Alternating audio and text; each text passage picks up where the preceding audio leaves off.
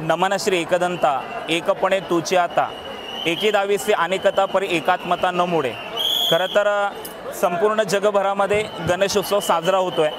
गणेशोत्सव हा सर्वांसाठी आनंद सोहळा आहे आणि आनंदाच्या बाबतीत नेहमीच एक वाक्य मी सांगत असतो की आनंद एक उत्कट ईश्वरीय वरदान। असं म्हणतं प्रफुल्लित करणारी एक दिव्य संवेदना, मन मोराच्या पिसाऱ्यातून जणू निळ्या घनश्यामाची अनुभूती, प्रत्येकाच्या जीवनात वाहणारा स्नेह जरा, पण त्याचा करावा लागतो सोहळा। तो सोहळा अर्थात गणेशोत्सवाचा सोहळा संपूर्ण जगभरामध्ये साजरा होत आहे। आणि अशा वेळेस मी आज बाप्पांच्या दर्शनाला, दगडूशेठ गणपती बाप्पांच्या दर्शनाला या ठिकाणी उपस्थित राहिलेलो आहे आणि माझं अतिशय सुंदर दर्शन झालेलं आहे। खरं तर भक्तिभाव अंतःकरणामध्ये ठेवून लाखो भाविक गणपती बाप्पांच्या चरणावर नतमस्तक व्हायला येत आहेत।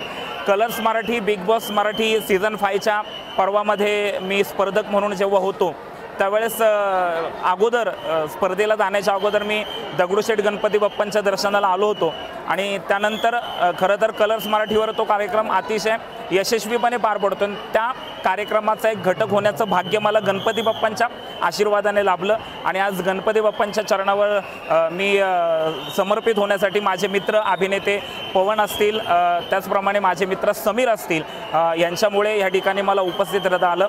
मी दगडूशेठ गणपती ट्रस्टचे मनापासून आभार व्यक्त करतो की दगडूशेठ गणपती ट्रस्टच्या माध्यमातून भक्तिभाव तर जनसामान्यांच्या अंतःकरणामध्ये निर्माण होतोच, पण अनेक विधायक उपक्रम दगडूशेठ गणपती ट्रस्टच्या माध्यमातून होत असतात।